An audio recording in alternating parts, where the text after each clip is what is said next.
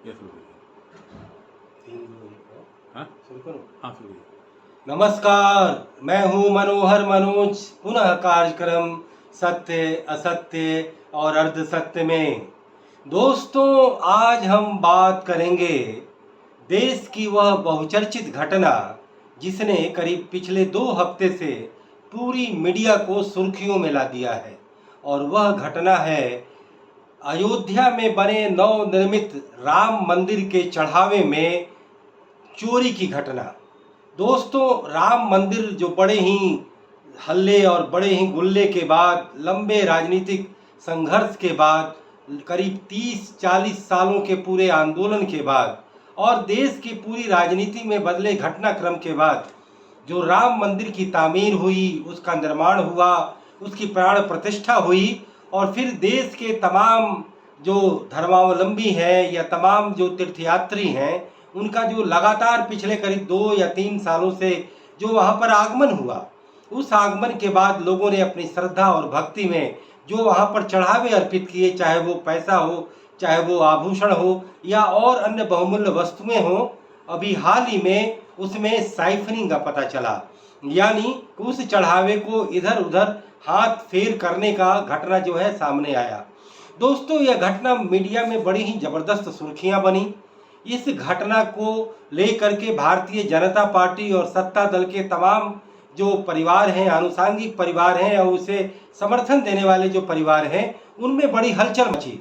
उत्तर प्रदेश की सरकार ने तुरंत आनन फानन में एसआईटी का गठन किया, और उस एसआईटी ने जो अपनी जांच पड़ताल, पूछताछ और जो तमाम जो तस्दीक की, उससे ये पता चला कि उसके जितने कर्मचारी थे, चाहे वो ऊपर से लेके नीचे तक, सब उसमें जो है एक तरह से संलग्न पाए गए, और उसमें करोड़ों रुपए की जो दान और दक्षिणा है उसको इधर से उधर किया गया। उसमें कहीं ना कहीं जो उसमें जो कैमरा लगा हुआ था, उस कैमरे को कहीं ना कहीं उसे अंधेरे में डाल करके वहाँ पर जो है उसको अंजाम दिया गया। और इस बाबत जो है पूरे देश में यह पॉलिटिकल चर्चा चली है कि वह जिस धर्म का इस्तेमाल, जिस संप्रदायवाद का इस्तेमाल करके देश में आइडेंटिटी पॉलिटिक्स का एक नया आयाम ढूंढा गया, वह देश की राजनीति जो पहचान से तो लबरेज थी, लेकिन उसमें जातिवाद का ज़्यादा बोलबाला था, उसमें प्रांतवाद का बोलबाला था, उसमें भाषा का बोलबाला था, उसमें खानदानवाद और अभिजात्यवाद का बोलबाला था, वह कहीं न कहीं संप्रदायवाद के एक तरह से गिरफ्त में आ गया, और भारतीय जनता पार्टी उसकी मुख्य कारदार बनी, और उसके पीछे से बैक करने वाली राष्ट्रीय स्वयंसेवक संघ, जिसने अपनी स्थापना के 100 साल पूरे किए, उसका हाथ था। कहीं न कहीं देश में सांस्कृतिक राष्ट्रवाद के नाम पर जो 800 साल जो देश गुलाम रहा, चाहे वो मुस्लिम आक्रांताओं के हाथ में, करीब 5 वंशों के हाथ में, फिर अंग्रेजों के करीब 200 साल के शासन में, उसके बाद इस संगठन ने यह माना कि देश में जो सत्तारूढ़ दल है वह कथित सेकुलरवाद के नाम पर इस देश को आज भी सेपरेटिज्म के हवाले दिया हुआ है, और इस देश में जो बहुसंख्यक रिलीजन है वो कहीं ना कहीं एक तरह से ओझल हो पड़ा है। तो भारतीय जनता पार्टी की राजनीति ने भारतीय लोकतंत्र में जो पहचान की राजनीति थी, उसमें संप्रदायवाद को जातिवाद के बरक्स ला करके एक नया आयाम ढूंढा गया, और उस संप्रदायवाद का जो सबसे हॉटकेक जो सब्जेक्ट मिला, वह मिला अयोध्या में वह राम मंदिर,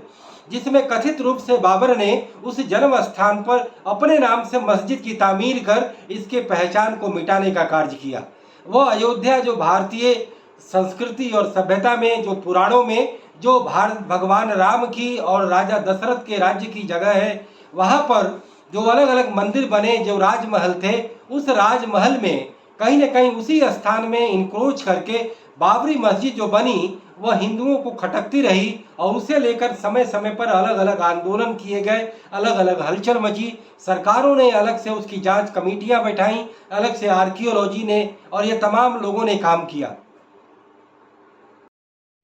1 2 3 अलग अलग पुरातत्व सर्वेक्षण की वहाँ पर जो है रिपोर्टें आई, जांच की गई। विगत में मस्जिद को जो जो बाबरी मस्जिद थी उसे ध्वंस करने की घटना को अंजाम मिला। फिर जो है कई तरीके से सरकार प्रायोजित और अलग संगठनों के प्रायोजित वार्ताएं हुई, मुस्लिम पक्ष जिनकी कमेटी बाबरी मस्जिद एक्शन कमेटी थी, और दूसरी तरफ जो वहाँ पर जो अलग अलग जो अखाड़े थे, उन अखाड़ों के हिंदुओं का प्रतिनिधित्व किया। और उसके बाद तमाम घटनाक्रम जो है सुप्रीम कोर्ट के समक्ष आया। सुप्रीम कोर्ट ने लंबी और त्वरित सुनवाई की, और उस सुनवाई के तहत जो फैसला आया, उसके तहत अयोध्या में पुनः राम मंदिर बनाने का मार्ग प्रशस्त हो गया। और कहीं न कहीं मस्जिद का शिलान्यास हुआ, फिर मस्जिद का जो है मंदिर का शिलान्यास हुआ, और फिर मंदिर का जो है उद्घाटन हुआ, और फिर जो है भव्य राम मंदिर का निर्माण हुआ। और देश के जितने अजीम तीर्थस्थल हैं हिंदुओं के, उन बड़े महत्वपूर्ण तीर्थस्थलों में एक अयोध्या का भी आविर्भाव हो गया। और कहीं न कहीं अयोध्या का जो पूरा शिलान्यास का कार्यक्रम था, या फिर उस मंदिर के बने उद्घाटन का कार्यक्रम था, या फिर उसके बाद मंदिर में प्राण प्रतिष्ठा का जो कार्यक्रम था, वह सरकार प्रायोजित था। और उस पूरे मंदिर की पूरी मैनेजमेंट चलाने वाली जो कमेटी थी, वह भी सरकार प्रायोजित थी। सरकार ने उसे ट्रस्ट का रूप दे करके मंदिर के पूरे संचालन का पूरा एक तरह से उसको जिम्मा सौंपा। दोस्तों, मैं भी अयोध्या के राम मंदिर का जो है हमने दर्शन किया। हमने ये जब देखा तो हमें ये लगा कि उस पूरे मंदिर के परिसर को पूरे तौर पर निर्मित होने में कम से कम अभी 3 साल का वक्त और लगेगा। लेकिन आनन फानन में कथित राजनीतिक फायदे के लिए जिस तरीके से इसका त्वरित शिलान्यास हुआ, उससे भी ज़्यादा त्वरित मंदिर का उद्घाटन हुआ। क्योंकि लोकसभा चुनाव के ऐन वक्त पहले लोगों में यह मैसेज देना था कि इस सरकार ने कहीं न हिंदू के सबसे बड़े आराध्य देव राम की मंदिर का तरह से निर्माण करके उसे जनता के समक्ष जो है प्रस्तुत किया है। कहीं न कहीं उसे गुलामी की कैद से निकालकर अपने सांस्कृतिक राष्ट्रवाद को एक नई आज़ादी की हवा जो है प्रस्तुत है। ऐसे में जो ये राम मंदिर बना, जो कि कहीं एक बहुत बड़ा पोलिटिकल सपोर्ट, एक political mileage Bharatiya Janata party और उत्तर प्रदेश की प्रादेशिक सरकार के लिए था, वह लोकसभा चुनाव में उसी अयोध्या के लोकसभा सीट से भारतीय जनता पार्टी की हार होने के बाद कहीं न कहीं पार्टी का मनोबल गिरता है, सरकार का मनोबल गिरता है। लेकिन पुनः उस मनोबल को एक तरह से बड़ा किया जाता है। लोगों में जो धर्म के प्रति जो आसक्ति है, लोगों में जो धर्म की दीवानगी है, उसे फिर से जगाया गया। और उसे जगाने के बाद जो राम मंदिर में करोड़ों तीर्थयात्री और श्रद्धालु हर साल अलग अलग अवसरों पर जो आते थे, वो अपने कहीं न कहीं श्रद्धा उपमन चढ़ाते थे। श्रद्धा के साथ साथ वहाँ पर धन और गहनों और आभूषण की बारिश करते थे, और प्रभु श्री राम के प्रति अपनी भक्ति भाव का एक तरह से प्रदर्शन करते थे। लेकिन अब जिस तरीके से मंदिर के चंदे की चोरी हुई, या उसे इधर से उधर किया गया, या उसे साइफनिंग की गई, अब उससे यह बात भली भांति स्पष्ट हो गई कि लोग जो भोले भाले जो धर्म भीरू लोग हैं, कैसे उनकी भावनाओं का शोषण करके जो सत्ताधारी दल है उसे अपनी जो है कहीं न कहीं अपनी इच्छा को पूरी करती है, अपने इरादों जो है कहीं न कहीं एक तरह से पाने का कार्य करती है। तो कहीं कहीं अयोध्या में राम मंदिर का या रिलीजन के राजनीति में इस्तेमाल करके कहीं न कहीं पावर पाने के लिए वो इस्तेमाल किया, और वह प्रक्रिया लंबी चली।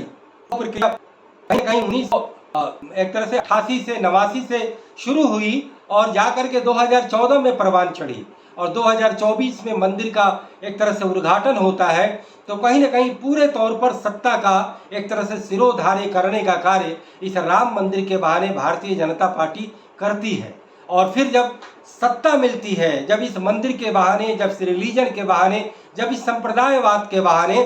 तो सत्ता मिलने के बाद फिर अब कहीं न कहीं इनके जो समर्थक लोग हैं, उन्होंने धन बनाने में इस संप्रदाय का और इस धर्म का इस्तेमाल करते हैं। यानी धर्म का इस्तेमाल कैसे सत्ता पाने के लिए, और फिर उसी धर्म का इस्तेमाल कैसे धन बनाने के लिए किया जाता है। इस बहुत बड़ी मिसाल राम मंदिर के चंदे की चोरी के साथ प्रकटित हुई। देश के इस पूरे वैचारिक एनवायरनमेंट में, खास करके हम पॉलिटिकल आइडियोलॉजी की बात करते हैं, जो हमारी पॉलिटिकल आइडियोलॉजी मॉडर्न डेमोक्रेसी के तमाम सिद्धांतों से उद्घटित होती है, वह सिद्धांत कहीं न कहीं फ्रांस की राज्य क्रांति से आती है। तो फ्रांस की क्रांति लोकतंत्र की बात है, वह लोकतंत्र बंधुत्व और भ्रातृत्व पर आधारित है। वो तंत्र जो स्वतंत्रता, समानता और भाईचारे पर आधारित है। वह लोकतंत्र जो कहीं न कहीं रूल ऑफ लॉ पर आधारित है। वह लोकतंत्र जो कहीं न कहीं सेकुलरवाद यानी धर्मनिरपेक्ष, यानी किसी भी पंथ के प्रति कम से कम सत्ता तंत्र का निरपेक्ष होना कहीं न कहीं सत्ता तंत्र को ज्यादा पवित्र रहेगा, और धर्म और सत्ता के बीच की एक विभाजन रेखा कहीं न कहीं धर्म का या किसी भी एंटिटी का सत्ता को दुरुपयोग करने से रोकी। उसी प्रिंसिपल को, उसी ग्रेट प्रिंसिपल को लोगों ने दुरुपयोग किया, सदुपयोग हुआ तो कहीं दुरुपयोग भी हुआ। भारत के संविधान की प्रस्तावना में यह बड़ा अच्छा जोड़ा गया कि और की समानता, हालांकि वो उसका आज तक पालन नहीं हो पाया। उसी संविधान में कहीं ना कहीं हमने धर्मनिरपेक्षतावाद की बात, समाजवाद की बात की, यह एक आदर्शवाद की बातें थी, लेकिन उसका दुरुपयोग किया गया कि जब धर्मनिरपेक्षता कहीं ना कहीं एक खास वर्ग के तुष्टीकरण का प्रतीक बन गया, जब हमने वोट बैंक बनाने के लिए एक तरफ जातियों के वोट बैंक बनाए तो दूसरी तरफ कुछ धर्म के अल्पसंख्यक लोग उनके धार्मिक फंडामेंटलिज्म को तुष्टीकरण के बहाने पनपाया गया, पुष्पित किया गया, पल्लवित किया गया, देश का विभाजन किया गया धर्म के नाम पर और धर्मनिरपेक्षता तार तार कर दिया गया। जिस धर्मनिरपेक्ष देश में एक अल्पसंख्यक बहुल राज्य में सेपरेटिज्म की वो आंदोलन है और उसे भी देश एक सेकुलर देश से उसे भी अलग करने की बात की जाए है, अलग अलग राजनीतिक पैतों के बहाने उसी देश में कहीं ना कहीं संप्रदायवाद का अगर पूरे तौर पर बहुसंख्यक राजनीति में इस्तेमाल करें तो फिर सत्ता की जो कॉम्पिटिटिव लड़ाई है, जो प्रतियोगी लड़ाई है, वो बड़ा आसान हो जाती है। और लोकतंत्र में जो प्रतियोगी राजनीति होती है वह केवल मूलभूत सिद्धांतों, जो गवर्नेंस के मूलभूत सिद्धांत है, वो है कि अत्याचार शोषण विहीन, वह है कि समानता और स्वतंत्रता और बंधुत्व, उनको परे करके जब आइडेंटिटी की राजनीति पहचान की पहले जातिवाद से मुखरित होती है, फिर संप्रदायवाद की तरफ जाती है, तो देश का लोकतंत्र जो है कहीं न कहीं एक बहुत बड़े क्वेश्चन मार्क में आ जाता है, खतरे में आता है। जिस संप्रदायवाद का इस्तेमाल करके जातिवाद के बरक्स एक भारत की पॉलिटी और उसके तहत राम मंदिर एक इशू था। यह ठीक है कि राम मंदिर भी एक अलग अपने वैचारिक आधार होंगे जो इतिहास की काल कोठरी में खोजने यह हमें मिलते हैं कि 30,000 मंदिरों को तोड़ा, जिन सारे मंदिरों का अब लेना राम मंदिर उसका प्रतीक करके भारतीय जनता पार्टी ने एक बहुत बड़ा फायदा उठाया, उसका पटा हो गया। यानी कि धर्म का इस्तेमाल पहले सत्ता को में और फिर उसी धर्म का इस्तेमाल अब धन में, यह बात पूरे तौर पर जाहिर हो गई और इसी वजह से आज सत्तारूढ़ खेमे में बड़ी खलबली है। आज उनमें भय नहीं है, आज इस बात का भय है कि आज जनता के सामने हम क्या मुंह दिखाएंगे। उन करोड़ों श्रद्धालु जो जनता है उनके सामने हम मुंह दिखाने लायक है कि आपके चढ़ावे को हमने चोरी की और उससे कहीं कहीं साइन किया। तो ऐसे में कहीं ना कहीं बात एक तरह से उपस्थित होता है कि हमें कहीं न कहीं देश की नीति को तमाम पहचान करना होगा और इसमें कोई अगर संशोधन करना पड़े तो देश की भविष्य की जो सपने देख रहे हैं भारतीय तंत्र की, उनको आगे आना होगा और ये लोकतंत्र को पूर्ण रूप से आइडेंटिटी विहीन और तुष्टीकरण विहीन बना के इस लोकतंत्र को पूर्ण रूप से साइंटिफिक और प्रतियोगी बनाना होगा। धर्म एक पर्सनल मैटर है, धर्म एक संस्कृति का मैटर है, संस्कृति कभी राजनीति को प्रभावित न करे तो ज्यादा बेहतर होगा, तो फिर पति राजनीति आन हो जाएगी, गुड गवर्नेंस कहीं ना कहीं वो हाशिए पर चला जाएगा। तो ऐसे में राम मंदिर में इस चंदा चोरी के बहाने एक बहुत बड़ा सबक मिला है कि देश के जितने तीर्थ स्थल हैं उनके मैनेजमेंट का क्या आधुनिक और क्या बेहतरीन तरीका हो, जिसमें किसी भी तरीका एक तरह से ग्राफ और किसी तरीके का साइफनिंग का मामला न उभरे और जनता के विश्वास बड़ा धोखा न हो। और कुल मिलाकर के भारतीय जनता पार्टी जिसे कांग्रेस की 55 साल की सेपरेटिज्म और अलग अलग तुष्टीकरण की राजनीति के बरक्स और उसके समक्ष एक तरह से उसे एक पॉलिटिकल मैंडेट लोगों ने दिया कि गुड गवर्नेंस आएगा, ज्यादा नेशन स्टेट मजबूत होगा और देश में विगत में जितने सेपरेटिज्म चाहे वो पार्टीशन के जरिए हुए या अलग अलग धार्मिक आंदोलनों के जरिए हुए हों, धार्मिक तुष्टीकरण के जरिए हों, एक बराबर ट्रीटमेंट किया जाएगा। लेकिन अफसोस इस बात है पहले जहां माइनॉरिटी का अपीजमेंट हो रहा था आज मेजोरिटी का अपीजमेंट किया जा रहा है, ये दोनों गलत है। हमें कहीं ना कहीं एक पूर्ण धर्मनिरपेक्षता की साइंटिफिक आइडियोलॉजी पर काम करते हुए एक तरफ तुष्टीकरण करने वालों को तमाचा लगाना होगा, तो दूसरी तरफ जो हिंदू राष्ट्र या कहीं ना कहीं मुस्लिम राष्ट्र जो ऑलरेडी बन चुका है, जिसने भारत के इतिहास, संस्कृति और सभ्यता पर एक बहुत बड़ा तमाचा मारा है, हम कहीं ना कहीं हिंदू राष्ट्र की बात करके उसको मलिन न करें और हमारा जो एक मोरल हाई ग्राउंड जो पूरी दुनिया में बना है उसको हम तार तार न करें। इसलिए कि एक पॉलिटिकल ग्रुप को अपने आप को ज्यादा मजबूत करने के लिए इस संप्रदायवाद का इस्तेमाल करना पड़ रहा है और उस महान धर्मनिरपेक्षता के प्रिंसिपल को कहीं ना कहीं उसकी अवमानना की जा रही है। कांग्रेस गलतियों का आज नतीजा ये है कि उसके पास अभी भी पूरी नहीं हो पाई और इसी का फायदा भारतीय जनता पार्टी उठा रही है कि 15 साल के शासन में एक आइडियल और एक मोरल,